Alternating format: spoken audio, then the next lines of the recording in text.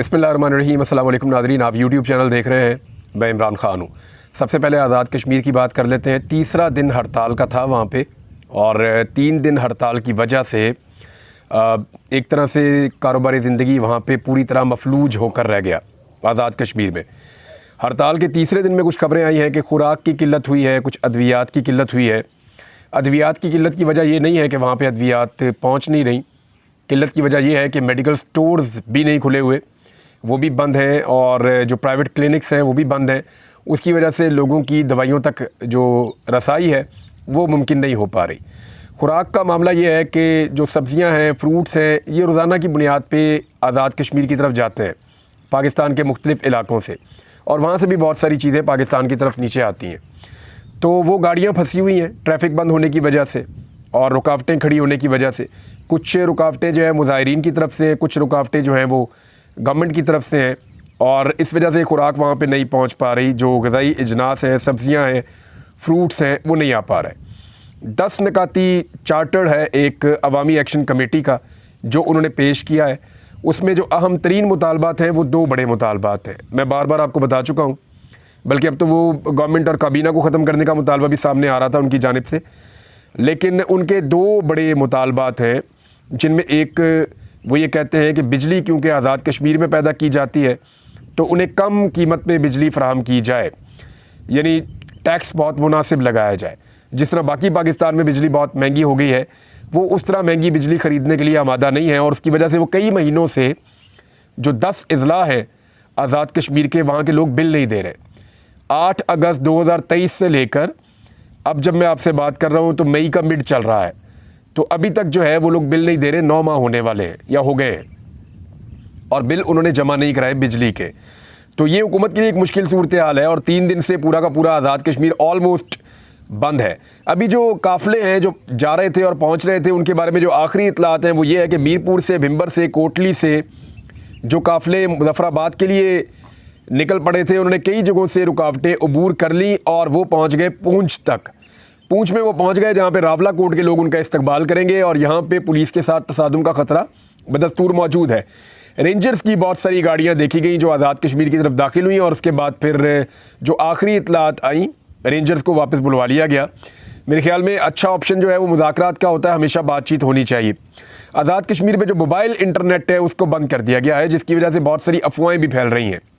Mobile internet की बंदिश के बाद से लेकर अब तक वहाँ पे जिस तसलसल से चीज़ें और सूरत-ए-हाल पता चल रही थी, या वहाँ के लोग अपनी सूरत-ए-हाल बता पा रहे थे, वो अब नहीं बता पा रहे। और मोबाइल इंटरनेट की बंदिश के बाद अफवाहों में इजाफा हो जाता है, क्योंकि बहुत कम लोग ऐसे होते हैं जो डायरेक्ट इन्फॉर्मेशन फिर दे पाते हैं।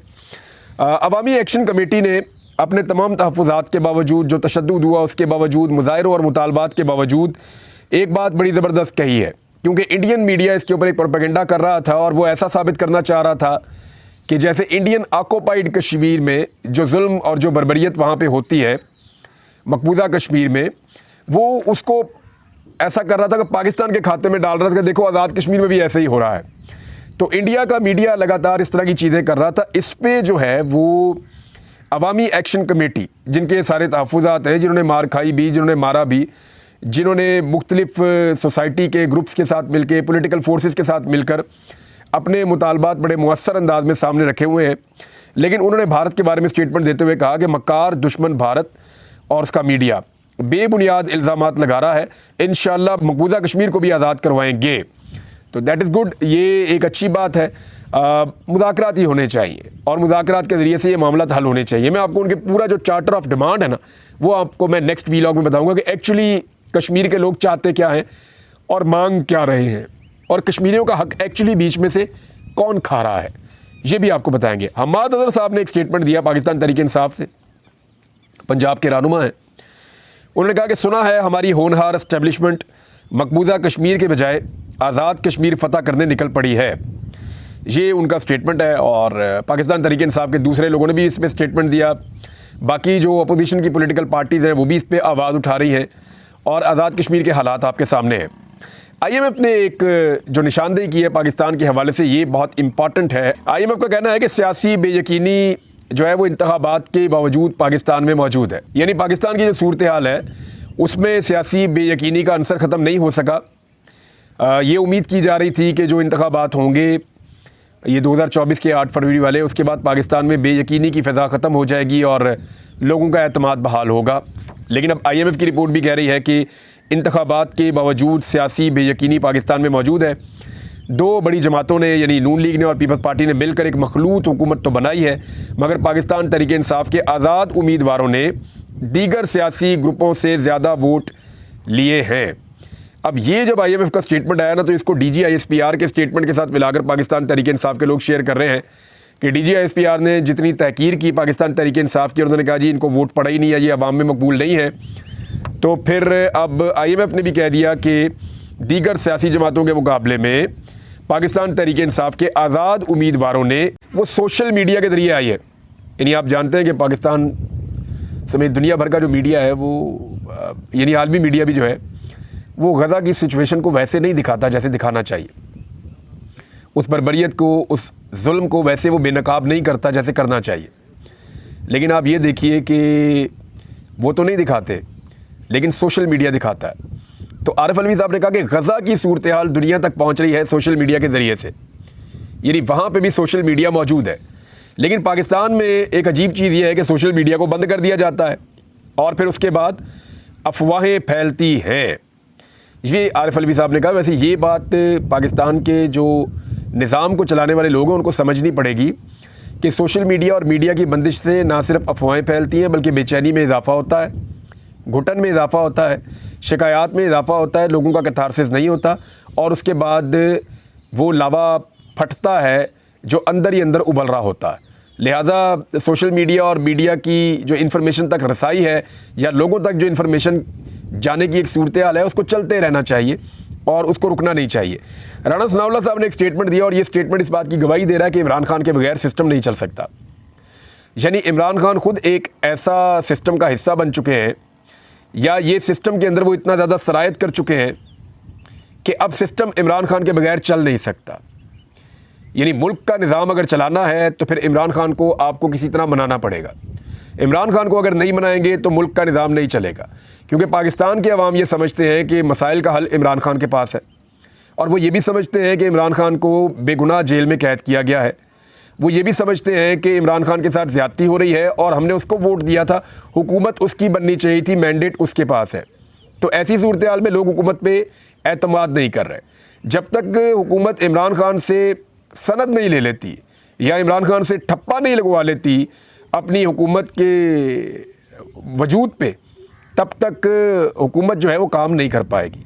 ये बात राणा सनाउल्लाह और उनकी पार्टी और वो सब लोग समझते हैं। तो अब वो ऑफरें कर रहे हैं आगे बढ़ बढ़ के, यानी इमरान खान को छोड़ने के लिए तैयार है। वो ये कहते हैं कि ग्रैंड डायलॉग हम करना चाहते हैं और नून लीग तो इसके लिए इमरान खान को छोड़ने के लिए भी तैयार है। ग्रैंड डायलॉग इस वक्त पाकिस्तान की ज़रूरत है। बिलाशुबा इमरान खान एक हकीकत है, अब ये इन्होंने मान लिया कि इमरान खान साहब को रिहा करने के लिए या उनकी रिहाई के लिए भी हम तैयार हैं। हालांकि वो ये स्टेटमेंट दे ही नहीं सकते अगर इमरान खान कानून के मुताबिक जेल में बंद होते तो। अब ये स्टेटमेंट राणा सनाउल्लाह साहब का ऑन रिकॉर्ड आ गया है, रिकॉर्ड के ऊपर स्टेटमेंट है कि उन्होंने तस्लीम किया कि इमरान खान की रिहाई हम कर सकते हैं इसलिए कि उसके ऊपर जो केसेस हैं वो तो जाली है। और ये अपने मुंह से राणा सनाउल्लाह कुछ दिन पहले कह भी चुके हैं कि जिस तरह के केसेस इमरान खान साहब के ऊपर बने और चलाए गए ये सारे फारिग हो जाएंगे अगर कानून के मुताबिक इनके ऊपर फैसले आए तो।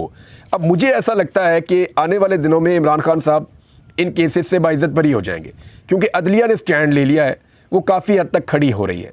अदलिया के खड़े होने पर इमरान खान साहब के केसेस ख़त्म होंगे और वो आज़ाद होकर बाहर आ जाएंगे किसी भी दिन। तो हुकूमत उससे पहले ये चाहती है कि किसी तरह भी कोई मुज़ाकरात का दरवाज़ा खोला जाए और कोई फेस सेविंग इमरान खान से ली जाए। इमरान खान को बहरहाल कोई जल्दी नहीं है, वो अभी भी एस्टीमेट लगा कर अक्टूबर नवंबर का बैठे हुए हैं कि शायद वो जल्दी जेल से बाहर नहीं आएंगे। लेकिन इमरान खान एक हकीकत है, इसको सब ने तस्लीम कर लिया है, वो खुद सिस्टम है और सिस्टम उसके बगैर नहीं चल पा रहा। उमर अयूब खान साहब ने एक निशानदेही की है 9 मई के हवाले से, और ये कैसी पथेटिक है आप ज़रा देखें इसको। आपको पूरा जो देखें 9 मई का एक वकूआ तो हुआ, जो लोग उसके अंदर गुनाहगार हैं उनको सज़ा होनी चाहिए। मैंने ये 9 मई को भी कहा था, जो जिम्मेदारान है उनको सज़ा होनी चाहिए। लेकिन हुआ क्या, अपने सियासी फ़ायदे के लिए, एक सियासी जमात को तोड़ने के लिए, बाकी सियासी जमातों को ऊपर लाने के लिए 9 मई के वकूए को सियासी तौर पे इस्तेमाल किया गया और बेशुमार बेगुनाहों को फंसा दिया गया। उन्हें कि 2013 में भी गंदम का एक बुरान आया था, हमने इसके ऊपर इंक्वायरी की थी और जब इंक्वायरी की थी तो बहुत कुछ खुल गया था। लेकिन नून लीग ऐसी करप्शन में हमेशा इन्वॉल्व रहती है और उस वक्त भी नवाज शरीफ की हुकूमत ने उस रिपोर्ट को, जो हमने इंक्वायरी रिपोर्ट बनाई थी, उसको दबा दिया था। ये इनका वतीरा है। अब तक के लिए इतना ही। अपना ख्याल रखिएगा, अपने इस चैनल का भी। अल्लाह हाफ़िज़।